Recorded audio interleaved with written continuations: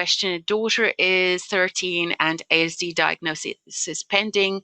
Never appeared to need SLT, however, mumbles and very difficult at times to understand. Is it too late for SLT intervention? I think some part of the mumbling, I think I answered there just now, but there's pieces around ASD that, and especially in girls, that I know more need to work around how you may tone a voice or how you pronounce words. To link with way back at the start, when I was answering some of the first questions, my motto is never say never. Speech and language therapists work with people in their 90s and their 100s, and we see progress. Okay, so I will never say never. It's always, always good. Like, I see adults with some speech sound difficulty and we're sorting it out. So if adults can do it, teenagers, absolutely.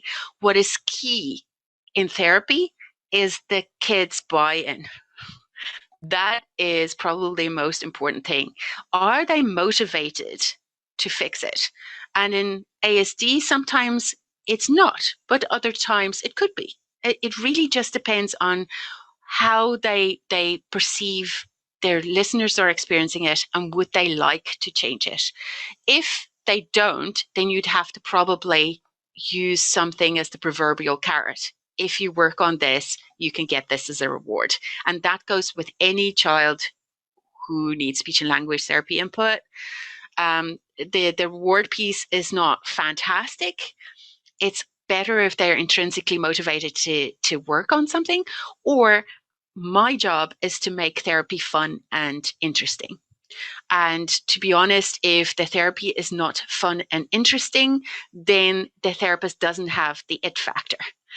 Barry Prezant describes in his book, Uniquely Human, that there are 3 different types of professionals. And you know that you have you've dealt with GPs and all kinds of professionals as parents in the past. And it's about, do you have that person who has the it factor, really cares about you, your family, your child, what's happening, and interested in making it fun and learning more so that they can help you specifically?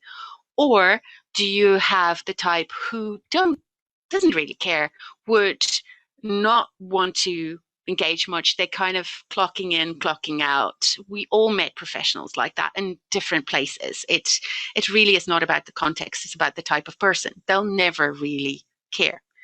But the middle type are actually quite nice. They want to help, but they might just not have the skills, but at least they try. And sometimes I think it's important to, if you have the power to pick the therapist, see if you can find one with the it factor. And that can be different therapists for different people. You know, sometimes somebody needs a therapist who's a bit jazz hands, you know, or others would need somebody who's really calm and relaxed, right? So it depends on what's the right fit for you.